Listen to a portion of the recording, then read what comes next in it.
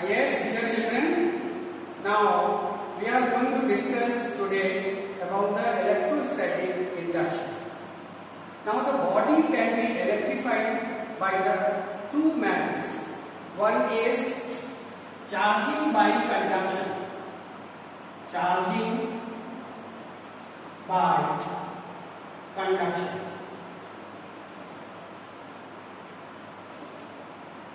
And the second is charging by electrostatic induction.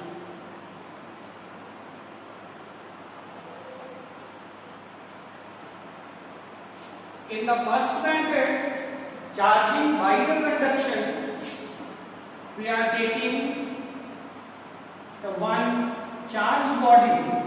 Suppose it is having a positive charge and another body which is uncharged or neutral body. When these two bodies are touched, then what will happen? Some electrons will transfer from here, from one body to another body. When the electrons are being transferred from B body to the A body, the body B becomes positively charged. In the similar way, if the negatively charged body, if it is brought near the neutral body, the uncharged body, neutral body,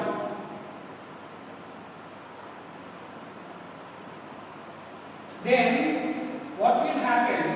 The electrons are moving towards from A body to the B body, and when there is an excess of electrons, then this body becomes negatively charged.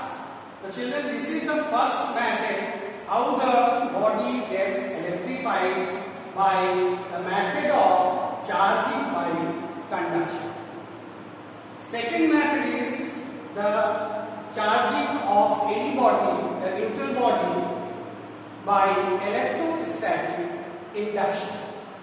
In the induction process, what we have to do, the main difference is in the conduction method, the A body is touched with the body B, then it is acquiring the same charge. And in the second case, when the negatively charged body is touched in contact, there the touch means when the body A and the body B is in the contact with each other, then the B body also becomes negatively charged. So this way the uncharged body or the neutral body gets electrified by the method of charging by conduction. Now we are taking the second method, that is the charging of the neutral body by the electrostatic induction. Now see, if the positively charged body, it is brought near the neutral body, brought near the neutral body, brought near the neutral body,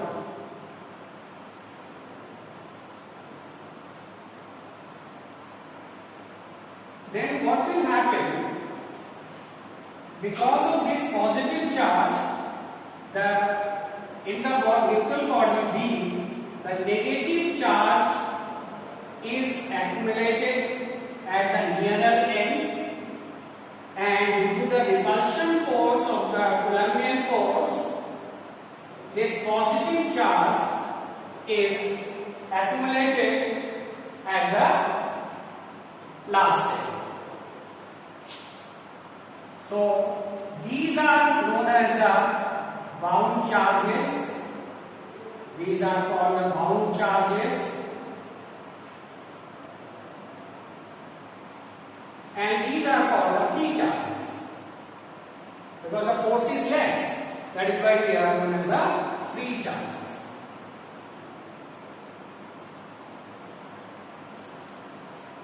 Right, children?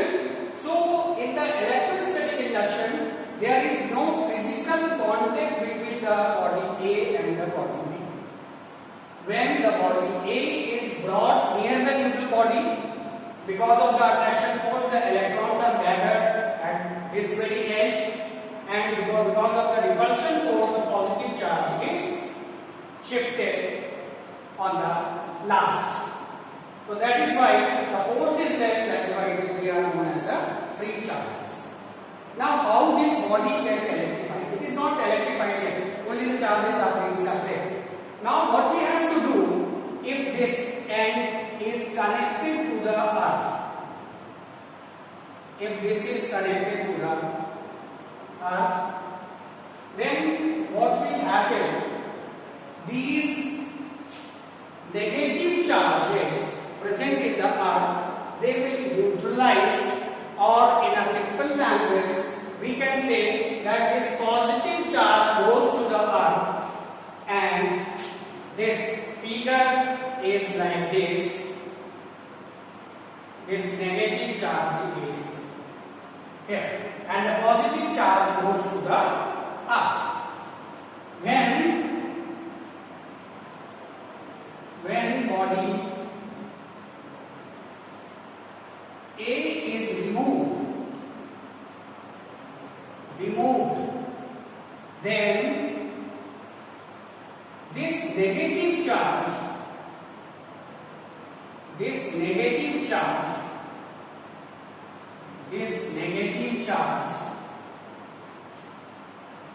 is uniformly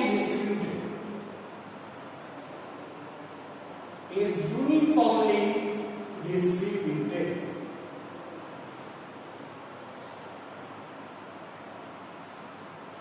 All over the body,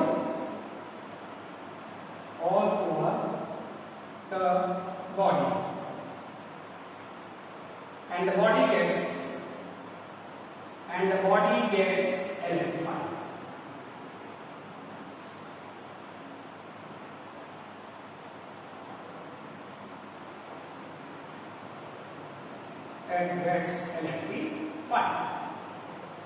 That means this all of the negative charge is uniformly distributed over this body, and the body B is becoming the negatively charged. I think children, the process is very, very clear. In the same manner, if the negatively charged rod is just brought near the neutral body, then what will happen? Because this is negatively charged, so here the positive charge will be accumulated and the negative charge is shifted here because of the Coulombian repulsion force.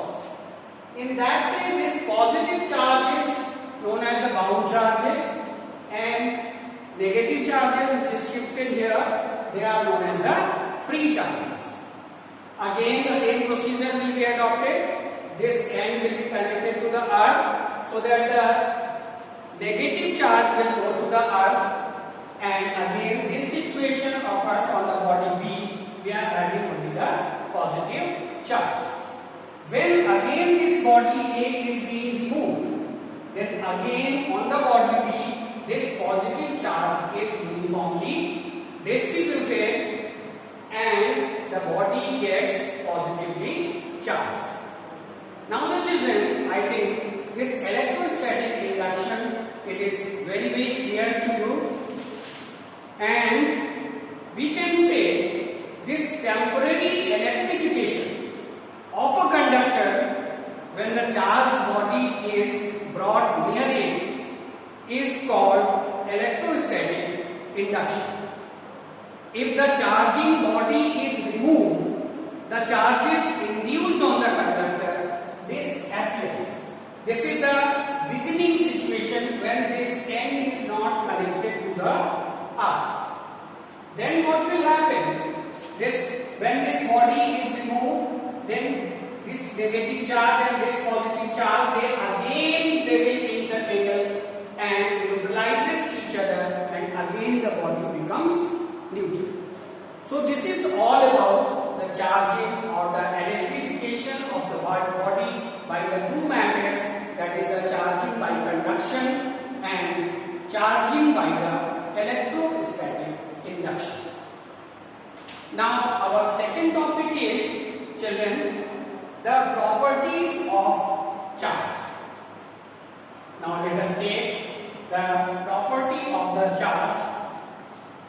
Now we all know, this is very simple thing, that there is a assumption that when the glass rod is rubbed with the silk cloth, the electrons are being transferred from the glass rod to the silk cloth, and glass rod becomes positively charged, and silk rod acquires the same amount of negative charge. In the similar way, if the ebonite rod is rubbed with the cat's fur or the woolen cloth, then the electrons are transferred from the cat's fur to the ebonite rod, and ebonite rod becomes negatively charged, and same amount of charge is remaining on the cat's fur or the woolen cloth. So here our second topic is the properties of charges. Properties of charges.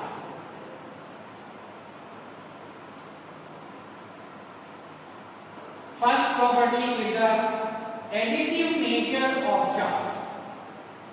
Additive nature of charge. Additive nature of charge. Children, it is very simple that the scalar quantities are added with the help of the simple algebra, or we have to consider the algebraic sum. Scalar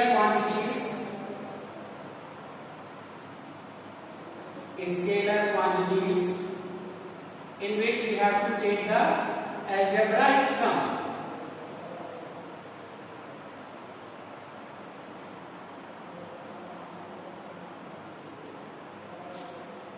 Positive and negative should be considered.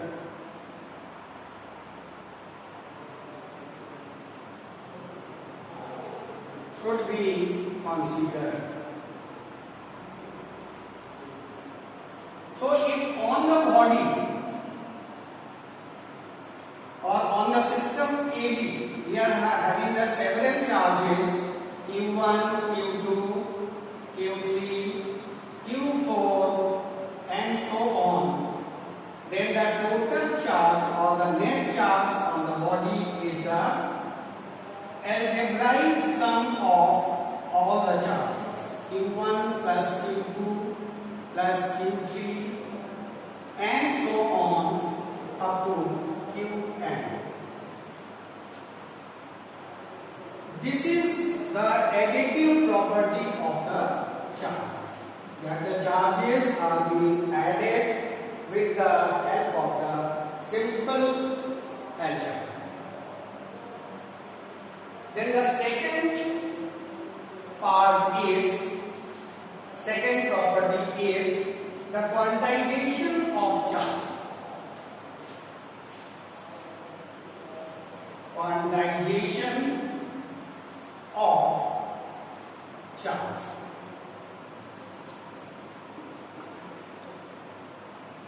This is, children, very simple. Quantization, it simply means that what is the smallest quantity of the charge. it was practically observed in the laboratory by the Millikan's oil drop experiment. We will read in the next chapters. But here the quantization means that no charge less than E is possible.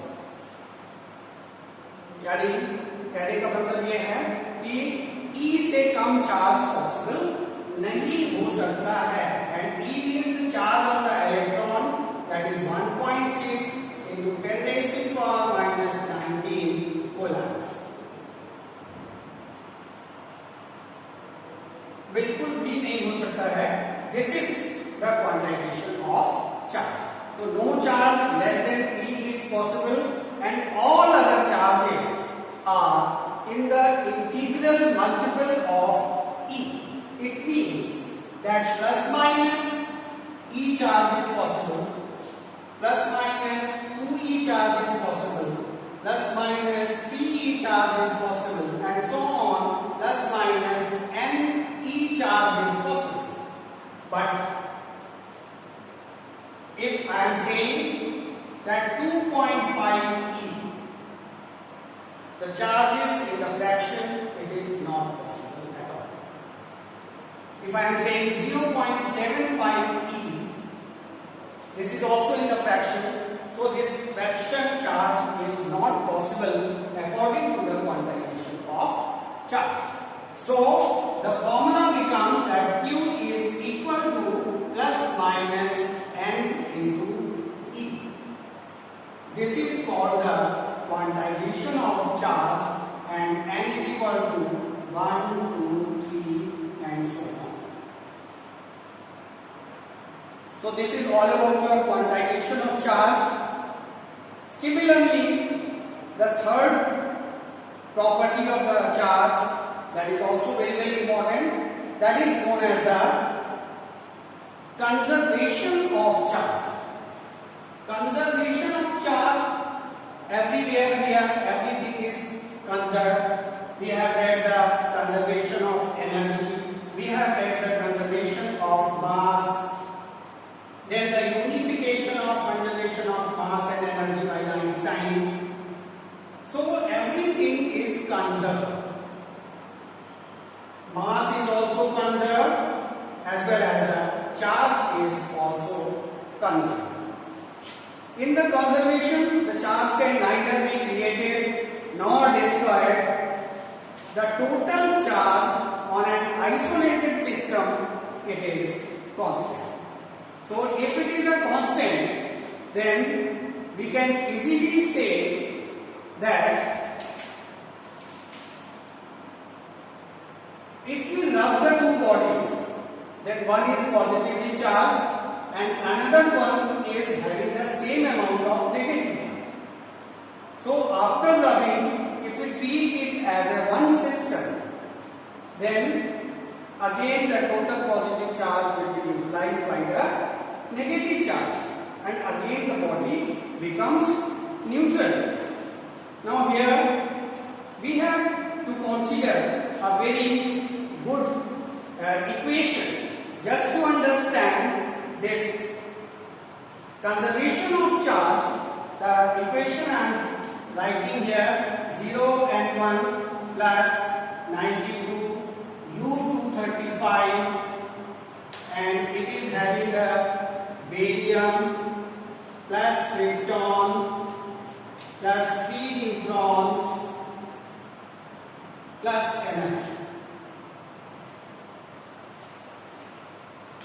The barium is having the 56 atomic number and krypton is having the 36 atomic number, and the mass number is 141 and krypton is having the 92. Now see children, this is not the simple reaction. I just want to say that this is not the simple reaction, this is the nuclear level reaction. When the slow neutrons are bombarded on the uranium-235, we are having the three neutrons are emitted, and enormous amount of energy is released, and this reaction is known as the nuclear fission reaction. Now, what we are understanding here, what is our motive here to write this equation? That is, before the reaction, the charge is 92, and after the reaction, it is 56 plus 36. It is again 92. I mean to say that before the reaction and after the reaction, the charges remains the same. Charges remains the same.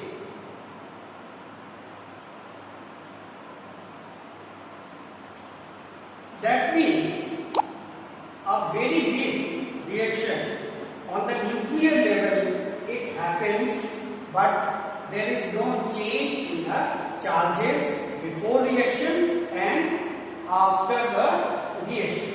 That means the charge is conserved.